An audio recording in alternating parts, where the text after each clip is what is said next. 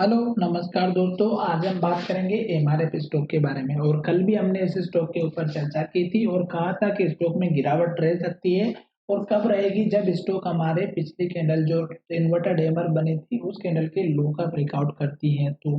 पर आज स्टॉक ने ना लो को ब्रेक किया ना हाई को ब्रेक किया, पर जो कैंडल बनी है वो रेड बनी है और जहां से स्टॉक ने ओपनिंग की उसके बाद स्टॉक कंटिन्यूस गिरावट में ही रहा। और यही चीज हमें इंडिकेशन दे रही है कि स्टॉक में वाकई में गिरावट रहेगी अगर मार्केट हल्का फुल्का भी गिरावट में रहता है तो नेक्स्ट ट्रेडिंग सेशन में। पर अभी स्टॉक क्या कर रहा है, हमारा जो पिछला हाई था, स्टॉक ने 1,47,850 का जो हाई बनाया था इस कैंडल में, स्टॉक में अगर आज के दिन की बात करते हैं तो 1,47,867 रुपए क्लोजिंग दी है। और अगर हम लो की बात करते हैं तो लो भी 1,47,500 का ही बनाया, जो लगभग लगभग हमारा वही लेवल बन रहा है। अब स्टॉक में मैंने कहा था कि स्टॉक में लास्ट का जो लो था ये हमारे लिए सबसे इम्पोर्टेंट था। क्यों? क्योंकि स्टॉक ने यहाँ पे लो बनाया, फिर ऊपर लो बनाया, फिर और ऊपर लो बनाया, और फिर स्टॉक ने यहाँ पे लो बनाया, और फिर स्टॉक ने इस हाई को बनाया जो बहुत ही बड़ा लेवल था। स्टॉक अभी इसी हाई के अंदर ही ट्रेड कर रहा है। तो स्टॉक अभी क्या है कि एक तो इस रेंज को ब्रेक जब तक नहीं करेगा, क्योंकि कल के दिन स्टॉक ने इसी लेवल को टेस्ट किया और इन्वर्टेड हैमर बना दी, और मुझे पूरा यकीन था कि स्टॉक अगर लो को ब्रेक करेगा तो नीचे जाएगा। पर स्टॉक ने ना लो को ब्रेक किया ना हाई को ब्रेक किया, स्टॉक इसी के अंदर ट्रेड कर रहा था। और दूसरी बात मैंने ये कही थी कि स्टॉक में अगर आप लॉन्ग टर्म के इन्वेस्टर है तो इस कैंडल के लो को जरूर आप सपोर्ट लेकर के चलिएगा, क्योंकि अगर ये लेवल टूटा तो स्टॉक में गिरावट आएगी। क्यों? क्योंकि स्टॉक में ये जो लेवल है ये एक रेंज की तरह काम कर रहा है, और जब भी रेंज का ब्रेकआउट होता है ऊपर या नीचे की तरफ तो ट्रेंड जरूर मिलता है अच्छा फास्ट मूवमेंट के साथ।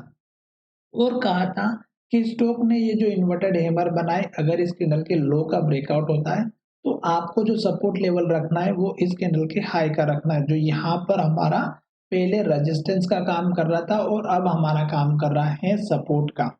ठीक है। और उसके बाद अगर आप देखेंगे तो नेक्स्ट सपोर्ट लेवल मैंने यहाँ पर बना करके बताया था, जो लगभग हमारा इस कैंडल के लो का था। और ये लेवल हमारे लिए और भी इम्पोर्टेंट बन गया था, क्योंकि अगर जो लोग शॉर्ट टर्म में काम करते हैं, इंट्राडे में काम करते हैं, तो उसके लिए ये लेवल्स हमारे लिए बहुत ही जरूरी था। तो मैंने ये दोनों तीनों लेवल आपके साथ शेयर किए थे। और स्टॉक में मैंने ये कहा था कि स्टॉक चल रहा है अप ट्रेंड में, तो आपको क्या करना है कि दो चीज का ध्यान रखना है। अगर आप लॉन्ग टर्म के इन्वेस्टर हैं तो एक तो 200 दिनों के मूविंग एवरेज का यूज करिएगा, या फिर आपको दूसरा ये करना है कि आप एटलीस्ट 9 डेज के मूविंग एवरेज को लगा के रखिएगा। तो यहाँ पर ये चीज ध्यान में रखना है, क्योंकि स्टॉक यहाँ से ऊपर गया था 200 दिनों के मूविंग एवरेज के, और ये लेवल था लगभग हमारा 87 या 88 हजार का, और उसके बाद से स्टॉक अभी ऊपर चल रहा है। तो घबराने की बात नहीं है, पर फिर भी हमें क्या करना है कि स्टॉक बहुत ही महंगा है, और हमारे लिए 1,000 रुपए भी बहुत ही बड़ी चीज होती है किसी भी स्टॉक में। तो आपको क्या करना है, 9 डेज के मूविंग एवरेज को जरूर यूज करना है। ठीक है। साथ ही मैं आपके साथ में सपोर्ट और रेजिस्टेंस लेवल बना करके बता ही रहा हूँ, क्योंकि पुराने जो लेवल्स है वो हमारे लिए इतने इंपॉर्टेंट होते हैं जितने कि स्टॉक फर्स्ट टाइम बनाते हैं। तो यहाँ पर देखिएगा, स्टॉक ने हाई बनाया, फिर स्टॉक ने हाई बनाया, फिर स्टॉक ने हाई बनाया, फिर स्टॉक ने यहाँ पर हाई बनाया, फिर स्टॉक ने यहाँ पर हाई बनाया। तो ये जितने भी हाई है सब एक ही जगह आकर के रुके, और जब स्टॉक ने इसके हाई को ब्रेक किया तो क्या बेहतरीन तरीके से अप ट्रेंड दिया, और फिर गिरावट आई। तो गिरावट और अप ट्रेंड के बारे में भी मैंने अच्छे से समझाया है कि आपको कब तक बने रहना है। जैसे कि यहाँ से देखेंगे तो हर एक कैंडल का हाई ब्रेकआउट होता गया, और यहाँ जाकर के स्टॉक ने हाई का ब्रेकआउट तो किया, पर इस कैंडल में देखिएगा ये रेड कैंडल बनाए और बाकी की सारी ग्रीन कैंडल बनाए। तो जब स्टॉक हमारे हाई को ब्रेक करना बंद करे और रेड कैंडल बनाए और लो के पास क्लोजिंग हो, तो हमें सतर्क होना है और वहीं पे अपना प्रॉफिट बुक कर लेना है। फिर एंट्री करने का मौका मिलता है कब? जब स्टॉक हमारे लो को ब्रेक करना बंद कर देता है और पॉजिटिव कैंडल बना दे, जैसे कि यहाँ पे बने।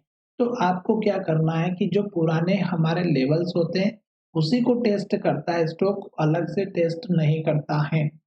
और वैसे भी अगर आप देखेंगे तो 9 डेज का मूविंग एवरेज हमारा सपोर्ट लेते हुए नजर आ रहा है और ये मैं सभी वीडियो में बता रहा हूँ। अब हम बात करेंगे कि स्टॉक में सपोर्ट लेकर के ऊपर की तरफ जाएगा तो टारगेट कौन सा रखना है।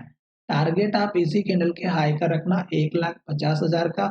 और दूसरा टारगेट आप धीरे धीरे क्या करना कि जैसे जैसे स्टॉक ऊपर जाएगा पॉजिटिव कैंडल बनाएगा तो हमें वेट करना है, जल्दबाजी बिल्कुल नहीं करनी है। और साथ ही अगर आपको ये वीडियो अगर अच्छा लगा है और हमारे चैनल पर आप जुड़ना चाहते हैं तो सब्सक्राइब करें और दोस्तों के साथ शेयर करना ना भूलें।